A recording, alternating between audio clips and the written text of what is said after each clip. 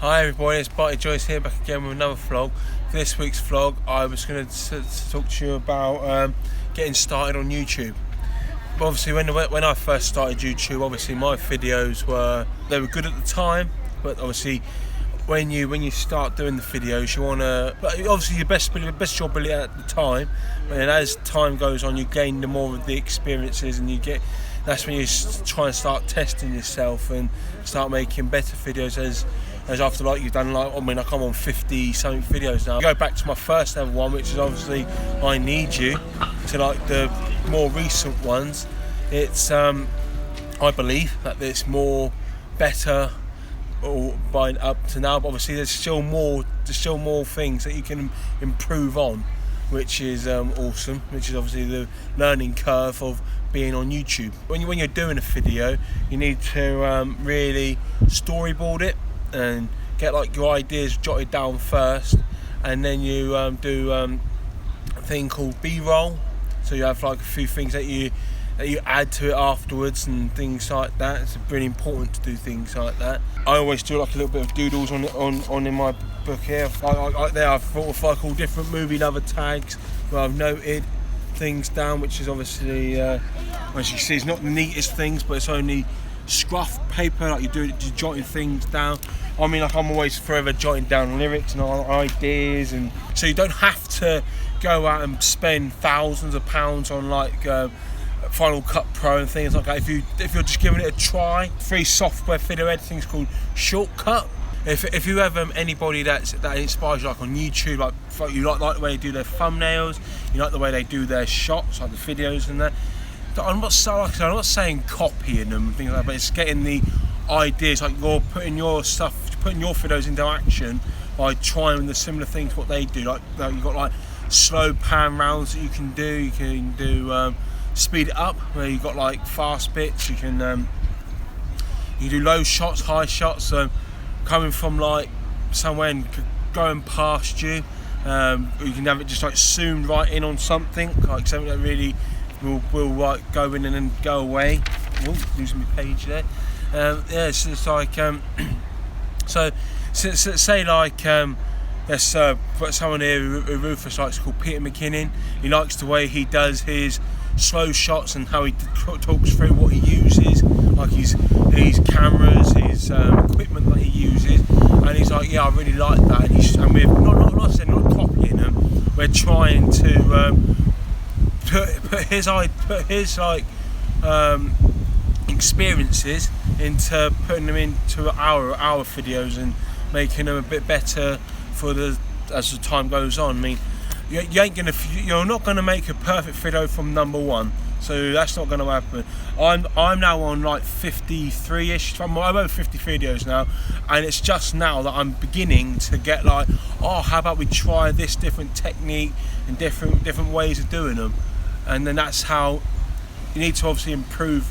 You need somewhere to go to make your videos better as you can make them. And as you do it, you're learning all these new different skills. And it's a bit windy today, people, and so it's a bit of a windy one. If you've got a GoPro and it's waterproof, you can do things where it's going underwater and coming back up, a different sort of shot. Another good thing to do also is to always challenge yourself, always raise your bar yourself. Set yourself your own targets and that. Whereas, basically, if there's something that you want to do but you can't quite do it, just try and see what you can do by learning about it.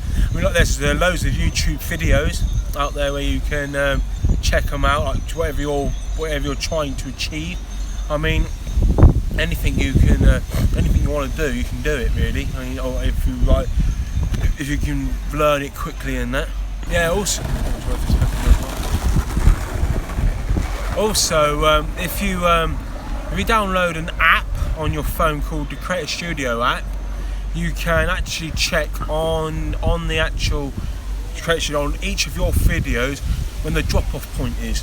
So say you've done a 5-minute video and they're dropping off at say 2 minutes, you should go back to see what you've done from 2 minutes. If it looks boring, try and see on the next video to try and make it interesting. Try and see if you can make it always interesting from first second to the last second, if you can, obviously, because that will be obviously really useful and helpful for your channel, for your watch time, for your minutes, for your hours, for your hopefully gaining your subscribers and all that sort of jazz. You can do all sorts with that. I mean, always research your audience as well. Like if you can, reply back to comments. It's a really important thing to do as well, because they really appreciate the fact that asking them to give you comments on videos as well, which is obviously helps your channel, helps you out as well. It helps the engagement out, helps you as a YouTube creator, helps you out to actually know where the next step you should try to go as well. Because if nobody was to leave a message or leave anything on your YouTube channel, obviously you wouldn't know where to go, would you? Whereas I'm lucky now because I've gained like quite a few like subscribers and loyal subscribers now, where they're watching videos and leaving comments, leaving feedback. And that, because my last one where I did about custom thumbnails, I've had a couple people saying, "Oh, that was a really useful tip doing that one," and that which is obviously good for me as well to actually know that it's helping other people out there, because that's the whole of it. It's a community at the end of the day, the channel, the old YouTube. So you want the community to grow as much as you can. And the things that can help your videos out a lot more. So like if you're using like a phone, obviously the best way you can do it is to do like the highest resolution that your phone can do. But you've got to make sure that your lens is clean, so you don't get like any blodges on your videos or any marks on your videos, so it doesn't distract people. You want it to be as sharp as possible. If you have a device that doesn't have as much memory, that doesn't hold as much, don't worry, you can always record that bit, take it back to the computer and go back and record some more to make a longer video that way. But ideally, if you can, if your device can hold it, it's the best thing is to try and get this big of a memory card that can hold that particular device, then you can record everything then all at once. Yeah, you want to be able to shoot, if you can, shoot in 4K, or if not, the high definition is the highest one that you can do, then that's obviously an awesome thing to do, because a lot of my videos now are done on 4K, which you can tell like the poppiness of the colours that are with it now, which is really, I think it's making it sharper and things like that. And that's how we've continued that with doing the thumbnails as well, like keeping them different but as bright as possible and all that sort of stuff, because it helps out with people that's searching your channel to then click on your videos as well. You can start off by just using your hand to start off with, to get like get a feel of it and that. But after a while, if you can afford it, it's good to get a gimbal, because you can like pan around. Obviously we're using a gimbal right now, so it's a little bit more straighter if you just do it up and down, so they know like it's a smooth transition, a smooth shot. Whereas it probably would be a little bit shaky on if you didn't have a gimbal and that, so it makes it a sweeter shot, makes it a crisper shot. So it makes the shot really makes it like when people watch it, they won't be thinking, "Oh blimey, that's all over the place." It's like, "Oh, actually that's a real nice smooth transition from this place to that place," instead of it being giving you like a headache or whatnot, because I suppose you could. If you can't afford a gimbal, then you can always get a little tripod for your phone. So obviously that way again it will still be steady. I'm not sure if you'll be able to move that around as much as fluently as a gimbal, but you can still have like in certain places where it'll be nice and smooth for your photo, for like your shots and that. So it's not so like I said, so it's not all over the place again. This is being recorded by using the microphone on the camera at the moment. Bit is recorded by using a mic on the phone now, so it's obviously going to be possibly a different sound again, so it won't be as probably won't get as much wind noise on it and things like that, so it drowns that out, and the extra background noise and that.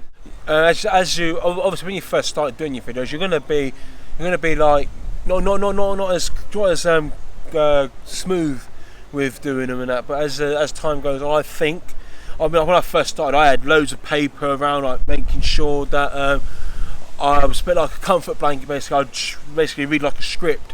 But whereas now I'm a bit more natural now, I'll do it script free, and I've actually got a bit more fluency with doing the talking side of things of the videos now, which is helping, which I think makes the video better actually, rather than always making sure that there's something on the bit of paper that you missed out or something. But it comes across more natural on the actual video rather than like a bit robotic. Where when you're reading a paper, when you're reading like a bit of paper or something, if you're a bit more, sometimes having a bit of a relaxed vibe to a video is quite a good thing to do as well. Like have fun with it. Have fun with making your videos and making, well, like I said, learning all the way through. But make sure you're always having fun with it. Otherwise, if you're not, then don't make it a chore. Basically, make it pleasure rather than work, because then it'll be a lot more.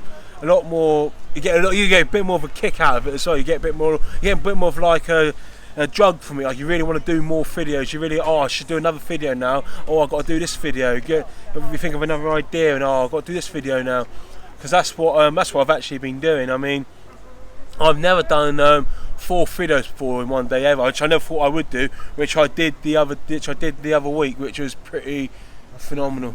If you have more than one video on the go, don't be worrying about like not uploading them all together. You can put them on YouTube, but then say like, I want this to go on at 6 o'clock on 17th of October at 7, and it'll go on there. It'll be scheduled for that date, so you don't have to. You could do 3, 4, 5. You can do as many videos as you want at a time, but you can just schedule them all for different days of the week. So then you've got a backlog then of actual videos, because it might be 1 week, 1, 2 weeks, 3 weeks, a month, maybe, that you might not have any ideas, where you're thinking, oh, what do I do now? Whereas if you carry on, you can. If you do that sort of thing, you can. You can obviously you have all those videos in the pipeline already done. Instead of actually thinking about like what do I do this week and next week and things like that. If you've got them ready, do them. If you want to do a video where you want to have more than one camera angle, you can always get like your mate to help you, or you can get several tripods as well, where you can have like in different angles. Obviously you've got to make sure they're flowing and that. There's a dog barking over the other side, so we can't do anything about that, I'm afraid. But that will be that's something that you can actually do if you wanted to even if you wanted to do 5 camera angles, like you wanted to do it in different corners. Like say you had a carpet and you wanted one in different corners of the carpet, so you got one from behind, one from a different angle. So you can do that if you've got the cameras, you've got the tripods, you've got all that stuff. You can actually do that, which is again, makes your video that a little bit more sharper, a little bit more different from just one camera angle. Makes it a bit more. It gives itself its own sort of feel to it as well, if you wanted to do things like that. And don't be afraid to always push yourself, always raising the bar, because that's how you learn from doing things like that. Because if you raise your bar always, like you're always continuously raising the bar, you'll be surprised what you learn from raising that bar. I mean, like you could do a video like animated, you could do a video that's black and white and colour, so it's like a bit of both. You can do all sorts. You can do Bezier points. The world is your oyster. You could do what you want with it. If you wanted to make a video, if you wanted to get a waterproof camera, you wanted to do something underwater, you could do that. If you've done a section of your video that's a bit too quick and you want to slow that footage down, you can always record it and change it from 120 frames per second, and then you get a smoother transition. It'll be different from the scene before, and all that. A bit so it makes it a bit more of a cheeky video. Actually, makes it people will then hopefully see like, oh, that's a bit smooth what you've done there, and all that action that you've done, which is a good thing to try and achieve. That's it for this week's people. It's Bartie, Joyce here. Please like, share and subscribe and comment below. Cheers!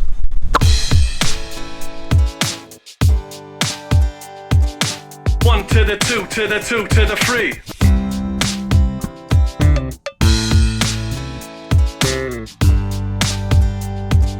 Bartie, Joyce, your #1 choice. I'm enjoying my time on earth.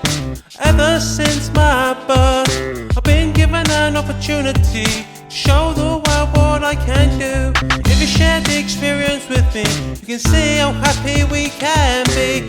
Take it away, B-Unit. Yeah, come on. This is our life for you all to see. It's not been perfect by any means. At least I'm in good health, that's good enough for me. That's good enough for me, that's good enough for me. This is our life for you all to see. It's not been perfect by any means. At least I'm in good health, that's good enough for me. That's good enough for me, that's good enough to me. What you do?